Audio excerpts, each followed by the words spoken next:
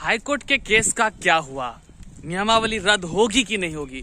Sir आज आखिर case का क्या है अपडेट? तमाम शिक्षक अभ्यर्थी लगातार परेशान हो गए। अरे भाई, घर से थोड़ा कुछ काम से हम बाहर क्या हो गए कि लगातार शिक्षक अभ्यर्थी इस तरह परेशान होकर के कभी कॉल किए जा रहे हैं, मैसेज किए जा रहे हैं, मत पूछिए। आज गहमा गहमी का माहौल पूरा करके रखे हुए हैं। तमाम शिक्षक अभ्यर्थी इस तरह का परेशानी में वो जी रहे हैं जैसे मानिए कि आज कुछ भयंकर हो गया है। अरे भैया, मैं एक बात आपको बता देना चाहता हूं कि केस का क्या अपडेट हुआ। अगर कोई ऐसा अपडेट होगा जो आप तमाम शिक्षक अभ्यर्थियों के हित के लिए होगा और वो कोई भी अपडेट होगा तो वो आप तक जानकारी जरूर पहुंचाने का काम करूंगा। मैं इतना वादा तो किया ही हूं और करूंगा ही करूंगा। और दूसरी बात, बिना पूरी जानकारी का लोग आजकल कुछ से कुछ फैला दे रहे हैं यूट्यूब के माध्यम से। और जो केस का जो अपडेट है ना, उससे मैं आपको रूबरू कराता हूँ, हर चीज़ों को आपको मैं बताता हूँ। कई लोग कह रहे हैं कि नियमावली रद्द होगी भी कि नहीं होगी। भैया आखिर 6 to 8 का क्या होगा, फलना का क्या होगा, 1000 सवाल है तमाम शिक्षक अभ्यर्थियों का। आज सभी चीज़ों को मैं आपको बता ही देता हूँ। चलिए, इससे पहले मैं आपका स्वागत कर देता हूँ। मैं हूँ हरे कृष्ण प्रकाश और तमाम शिक्षक अभ्यर्थियों का मैं अपने इस साहित्य आजकल पर स्वागत करता हूँ, अभिनंदन करता हूँ। यहाँ अपनी गाड़ी लगी हुई, हम तुरंत अभी कहीं बाहर से ही आ रहे हैं और समय की बहुत कमी थी, इस कारण से हम अपडेट नहीं कर पा रहे थे। तमाम ऐसे लोग जो कि सत्यम भाई पर लगातार बोले जा रहे हैं कि क्या सत्यम कर लेगा, क्या फलना कर लेगा। तो मैं एक बात बता देना चाहता हूँ प्यारे साथियों, जब आप संघर्ष खुद नहीं कर पा रहे हैं, जब आपके लिए कोई आवाज उठा रहा है, आपके लिए संघर्ष कर रहा है, तो आप साथ दीजिए उसका। उस पर टीका टिप्पणी करने से कुछ हो नहीं जाएगा। ऐसे भी क्या कुछ कर लीजिएगा, ये भी बात सोचिए थोड़ा सा कि आप जितना अगर किसी पर टीका टिप्पणी करते हैं तो उससे और वो दिग्भ्रमित होगा। भाई साहब, दिग्भ्रमित करने से ज्यादा है कि उसको भी काम करने दीजिए, कम से कम कुछ तो अच्छा होगा।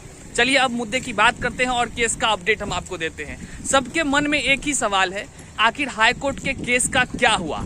29 अगस्त का जो केस का जो डेट पड़ गया, उसको लेकर तमाम शिक्षक अभ्यर्थी के बीच कोलाहल का विषय बन गया है और सभी शिक्षक अभ्यर्थी को यही लग रहा है कि एग्जाम तो अब हो ही जाएगी। एग्जाम के बाद अगर ये डेट पड़ा है तो फिर आखिर होगा क्या इसका? तो मैं आपको प्यारे साथियों सबसे पहले बता देना चाहता हूं कि यह जो डेट पड़ा है 29 तारीख का, जो हाई कोर्ट से डेट पड़ा है, तो पहले ये मुद्दा हम लोगों का है ही नहीं।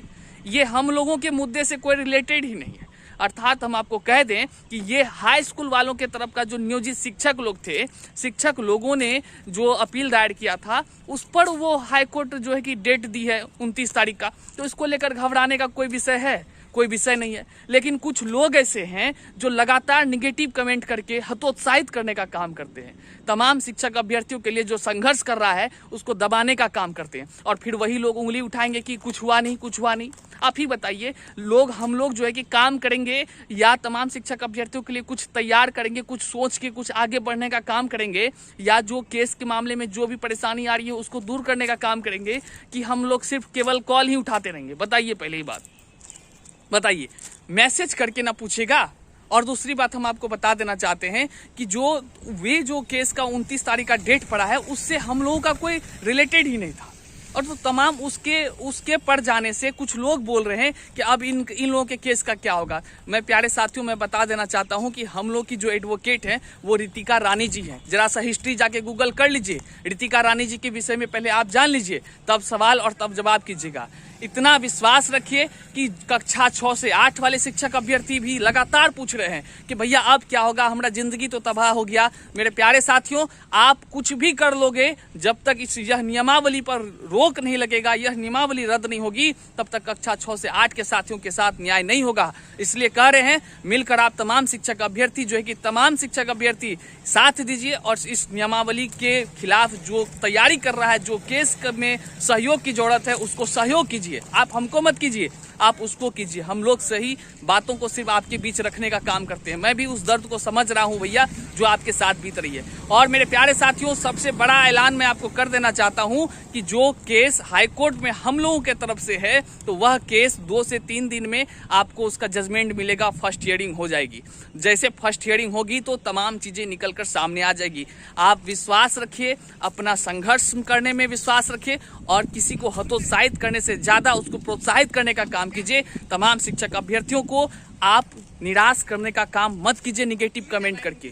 और जो निगेटिव कमेंट कर रहे हैं, इसका मतलब है वे ऐसे शिक्षक अभ्यर्थी हैं जो कि चाहते हैं कि यूपीएससी से एग्जाम देकर तो पास ही कर जाएगा ना।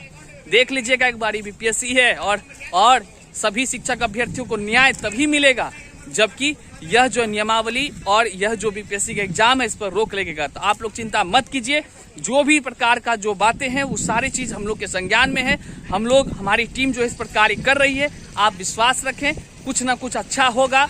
नकारात्मक सोचने से ज्यादा सकारात्मक सोचिए और पढ़ने में अपना मन लगाइए। पढ़ने में इसलिए बोल रहे हैं, आप जो भी चीज पढ़ते हैं उसमें मन लगाइए, कम से कम नकारात्मकता जो भाव आपके अंदर उत्पन्न होती है वो हट जाएगी। और हम लोग लगे हुए हैं, काम करेंगे, जल्द ही आपको अपडेट से रूबरू कराएंगे। बहुत कुछ अच्छा होने वाला है, आप चिंता मत कीजिए और जो कार्य कर रहा है उसको सहयोग कीजिए। बहुत बहुत धन्यवाद वीडियो देखने के लिए।